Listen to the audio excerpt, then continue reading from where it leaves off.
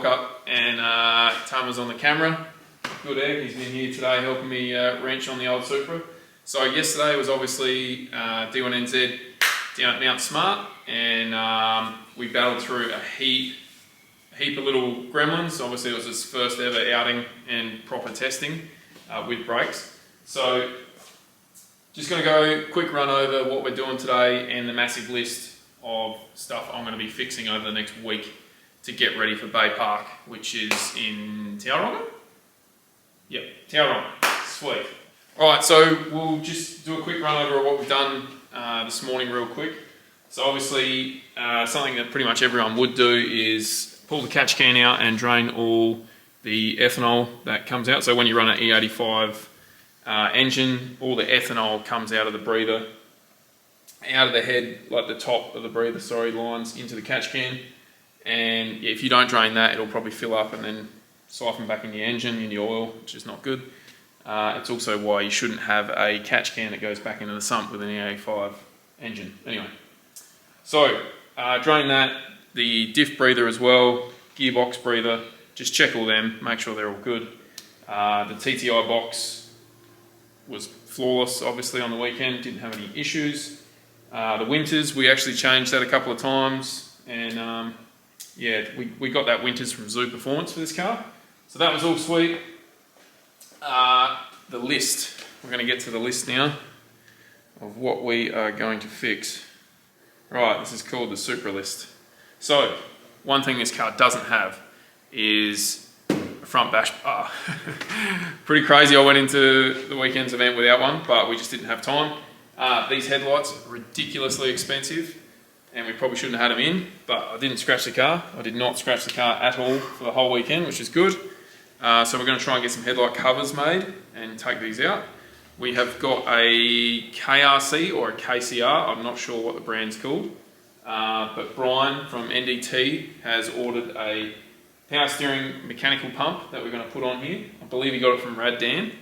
So that'll be on its way. I'm going to have to move the water pump, so if you just come down here, I'm going to have to, I've taken all the brackets out and everything, but we've got enough room to move the water pump up to then hopefully put the power steering, the new setup down there, and we can piss this electric freaking junk out of here. I do not like it at all. And then might have to move the intake temp sensor just around a little bit. I'm not sure if that's going to affect the tune or anything, so double check with Brian on that.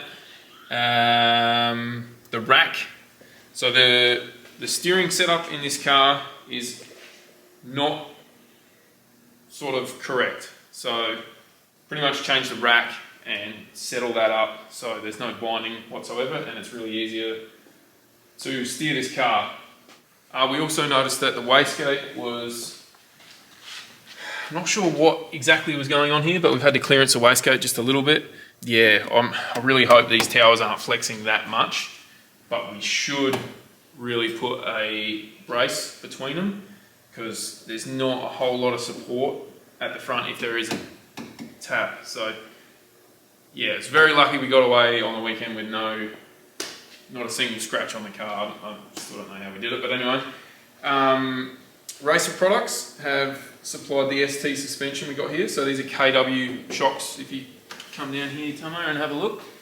So these are ridiculously expensive shocks. I haven't even touched them because we're having a lot of dramas with the steering. So the only thing I could do was get rid of all the Ackerman and take all the load I possibly could off the front end, just to try and make it steer easier. And then we also took all the grip out of the rear end. This thing has a lot of mechanical drive. So we were running 40 pounds in the rear cold just to try and get this thing to be a little bit looser, and it still had a ridiculous amount of drive. So that's really promising, that's for sure. I've got these Race Tech seats. I've got to play around with them. They're not quite in the correct spot for me. So just for a quick sort of fix, I flipped the cushion around, and I actually had a few more cushions there. It's like a couple of phone books or whatever. Just because I haven't found a really good spot for this, because we've got to move the pedal box up and also the steering column up, but it's a bit of a big job, so I'm going to tackle that this week as well, just so I can get really comfy in the car and drive it how I really want to drive it. So everything else is sweet. Handbrake position, gearbox position. I was getting not confused, but just trying to get used to it because I've got H patterns in all mine back home, and I also have one handbrake down and one up here in both cars, so that's not really an issue at all. It's just sometimes I was having a little sneaky look over to make sure I got the sequential and not the handbrake. So that's all good. We are getting 50mm spacers, so don't worry about that, that's happening. Style matters. And we won't need to chuck it back on the dyno or anything. NDT have done a killer job on this. Like, we ran high boost, and yeah, this car it's got everything I need. The drive line is just bulletproof, so I'm really excited about that. They've put a G35 1050 Garrett turbo on it, and even with the 3 litre, it's like perfect. It's got this broad power band that's just quite phenomenal. And if we come around the back, shout out to 6T. If it wasn't for them, I wouldn't be getting around this week. I've been fortunate enough to have a Colorado been given to me as a rental, and that's what I'm using to tow and also get around to get parts and whatever else to get this beast up and running. So massive shout out to them. Whoa. In the back here, we have a Phoenix, pretty well catalogue. Everything in here is Phoenix or Zoo. So a stack of Zoo fittings, all in Phoenix radiator. Yeah, mind the water. Diff breather just here. Obviously surge tank here.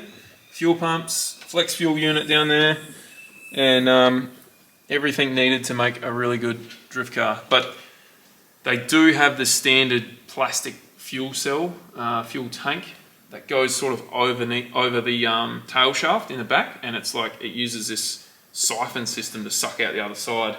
And we don't have a fuel gauge, so we're just chucking 20 litres in randomly.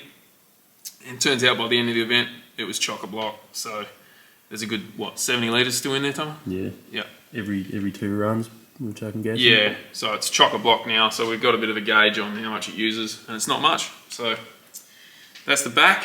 Just watch your head. We'll come around this side. Jesus. So yeah, we got, what else? Yeah, last few things in the engine bay to sort of take note of is Hypertune products and Turbo Smart products, which we're running on this car. And there's a couple of rad Dan parts on here too, which is pretty cool. And then, yeah, Wise Fab kit, front and rear, and massive shout out to Darren Kelly for buttoning up, a heap of stuff in this car to get it drivable. So, yeah, it's been a massive project for the guys over here, and while I've been at home just chilling. And yeah, we're going to spend the next week or two making it even better. I don't think I've missed anything off the list here. There is a long list here. I've got like a sump bash bar. I've got to inspect the clutch. I had a little bit of a slip, but I'm pretty sure it was driver error. Nothing to do with, or even Thomas said it could have just been wearing in of the brand new clutch. Brake sensor. There's these little brake sensors that these use for the lights on the back, and they're leaking out of the plastic seal in it. So we've gone through 2 of them already. So I'm going to try and figure out a different sensor. We said about the front strut brace, wastegate, that's all good. Seat position, yep. There's a heap of underbody bracing that basically needs to be in there to help transfer the weight of the car. Not sure if we're going to get to it because there's a lot of added stuff in there that, yeah, we'll go up and show you. Alright, so if we have a quick look under here, obviously TTI sequential, and then all Zoo products with all the lines that go down to the rear rad. Gigantic, I think it's a 4-inch exhaust, yep. Or 3.5, 4? 3.5 or 4, one of them. And then if you come down here, you'll notice the plastic tank here, which I'm going to get some heat shield on this side. Yeah, I didn't even realise. There, Huh? definitely. Yeah, I didn't even realise that this doesn't have any heat shield. I'll just chuck one on the exhaust actually, just the aluminium stuff you can wrap around it. Oh, I didn't notice that. Anyway. So yeah, Zoo Performance, Winter's diff in here. Super handy, Wisefab axles and full Wisefab rear end with these, yeah, with the ST suspension shocks in the back. So I have not even played with them at all yet.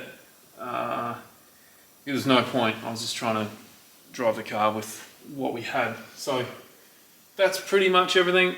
Big Phoenix fan. Says it's a Spow fan actually. They probably sell Spow. Works wicked, doesn't get hot at all. We've got a lot to do this week, so yeah, we'll come around the front. So yeah, we'll probably, every day I'm going to go through, you know, give you guys a video on what's happening, where I'm at, and then also try and get a heap of workshop visits in while I'm in Auckland. There's a heap of dudes here that have crazy workshops, really good cars, and I just want to show you guys what it's like in Auckland. And then when we go to Tauranga, there's a heap there as well. So fingers crossed I get enough time to do that, all pending how far I get with this beast, because this is priority, obviously. So there you go, quick little update, and hope you guys are ready for a heap of videos. And finally, Bay Park in 2 weeks, which is going to be live on Fox, live on KO, just like the weekend gone. Freaking awesome production, and I can't wait, because this thing's going to be driving like so much better. Right now it's a 20% car, so yeah, get ready. It's going to be freaking nuts. There you have it. We'll end it there, and see you on the next video, guys.